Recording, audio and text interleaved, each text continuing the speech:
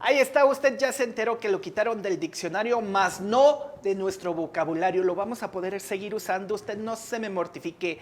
Pero déjeme decirle que el día de hoy, mire, nunca mejor le dimos al clavo con el tema que vamos a tocar en este momento, porque déjeme decirle que después de la nota de Luis de Llano, déjeme comentarle que esos acosadores y esos abusadores, pues no nacen de un día para otro, no se dan hasta los 60 años, esos se van formando desde la infancia. Y pues por eso el día de hoy vamos a tocar el tema de qué hacer si tu hijo es el acosador en lugar de ser el acosado. Y pues para eso invitamos a Falou Ramírez, ella es psicóloga, para que nos hable al respecto. Falou, buenos días, ¿cómo estás? Hola, buenos días, yo súper encantada siempre de acompañarlos y de No, y nosotros encantados de que estés con aquí, ustedes. hija, porque aparte tienes una vibra bien bonita. Ay, muchas Mira, gracias. aparte de que realmente explicas con pelos y señales y con los puntos sobre las IES. Oye, hija, platícanos.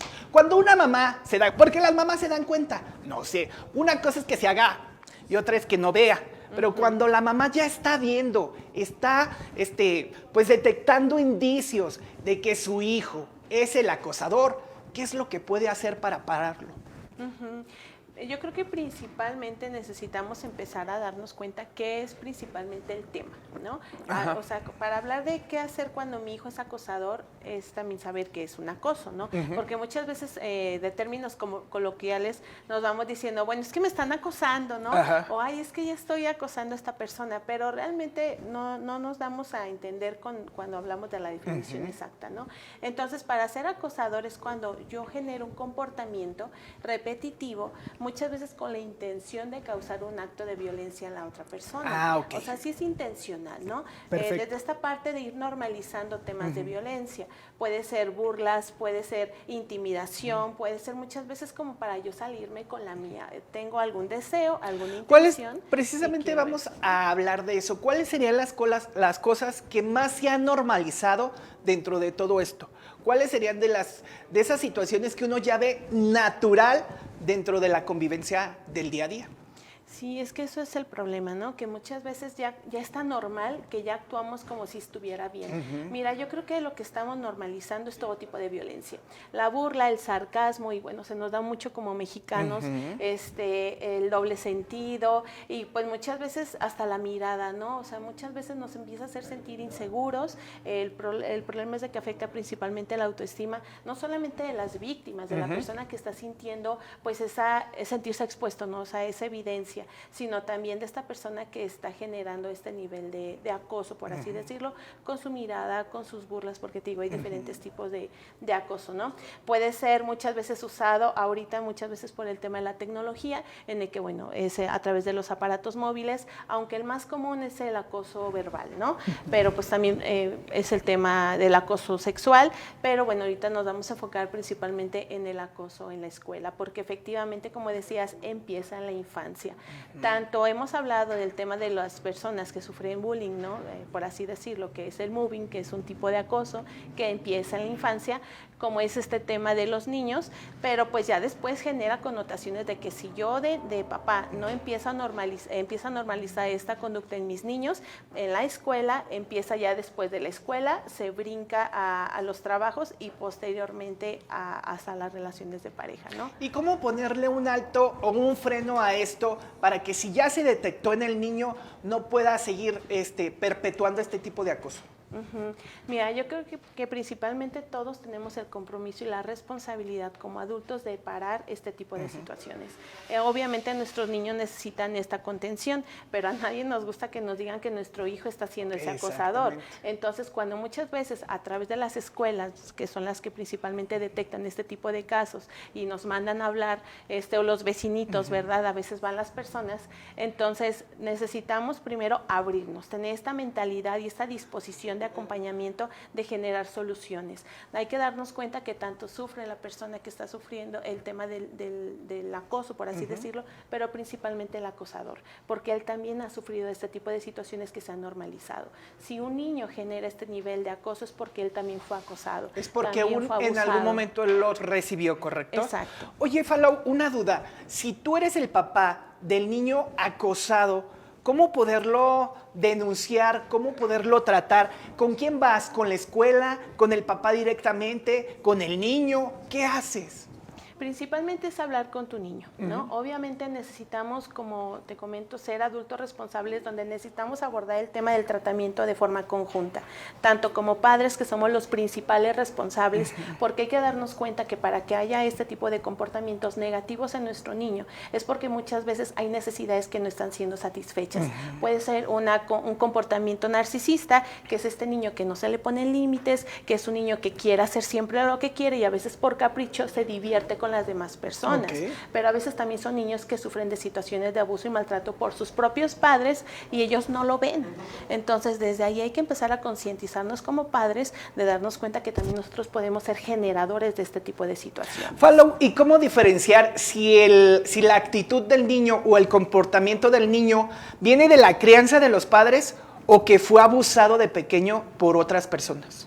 Mira, yo creo que independientemente si fue de parte de los padres o fue de algún familiar o fue de la escuela, por ejemplo, a veces vienen acosos no siempre de los padres, sino de la escuela.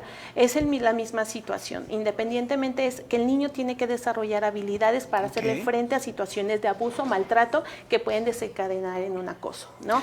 Porque aquí el detalle es de que se afecta la autoestima, se trabajan temas donde no hay ambientes saludables y necesitamos como adultos trabajar ambientes donde haya confianza, comunicación y se pueda abrir espacios de la sana convivencia, ¿no? Ok, ¿cuáles serían esas habilidades y cómo desarrollarlas en el niño?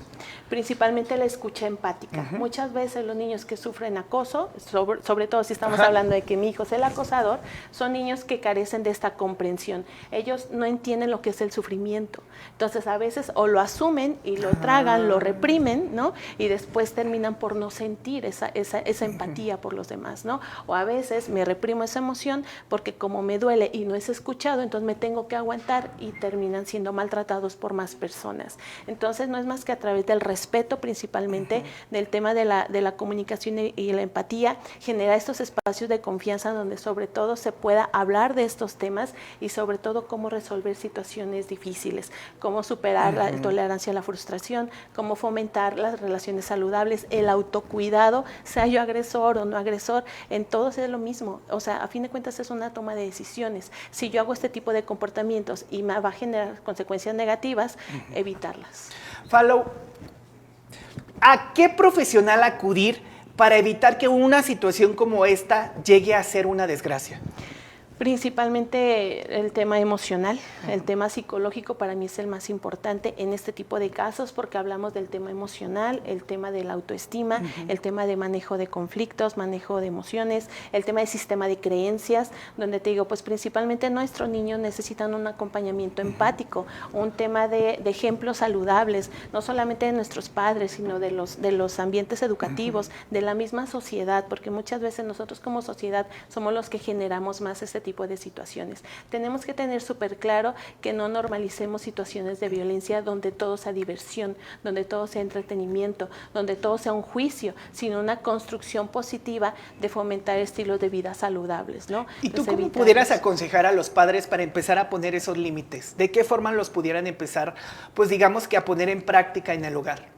Es a través de la empatía. Por ejemplo, empezarles a entender, o sea, no 3 ejemplos tema, así claritos como de qué forma. Evitar la culpa. Necesitamos no decirles a los niños, tú hiciste esto y ahora tú eres el malo. No, sino hacerles entender que esto tiene consecuencias y ayudarles a reparar el daño de una forma saludable, de una forma respetuosa. La otra, por ejemplo, es escuchar sus emociones y darles a entender que esa es una consecuencia, pero hubo una causa. Escucharlos y tratar de identificar qué es lo que los hizo actuar de esa forma. Y la otra es también enseñarlos a enfrentar situaciones difíciles, pero también a través de nuestro propio ejemplo. Ah, muy bien, pues ese es el punto, fíjate, la verdad es que la mejor educación es el ejemplo. Muchísimas gracias, Falo, por de verdad acompañarnos a hablar de este tema tan importante y de tanta actualidad, porque de verdad son temas que se deben de hablar y se deben de hablar con las personas correctas, con los expertos. Muchísimas gracias por acompañarnos. Encantada. Falo, tus redes sociales para la gente que a lo mejor necesita o requiere un poco más de información. Me encuentran en Quali con doble L, Quali Psicología y Bienestar, tanto en Instagram como en Facebook. Ajá. Y pues ahí estoy para servirles y recuerden, aquí lo importante es ayudar a nuestros niños a tener infancias felices. Perfecto, pues muchísimas gracias por tus recomendaciones y déjame Gracias. decirte que ahora yo me voy a poner a recomendarte 2 opciones espectaculares. Una para que te vayas a desayunar y la otra para que te mantengan esa sonrisa tan espectacular como siempre. Vamos a verlas.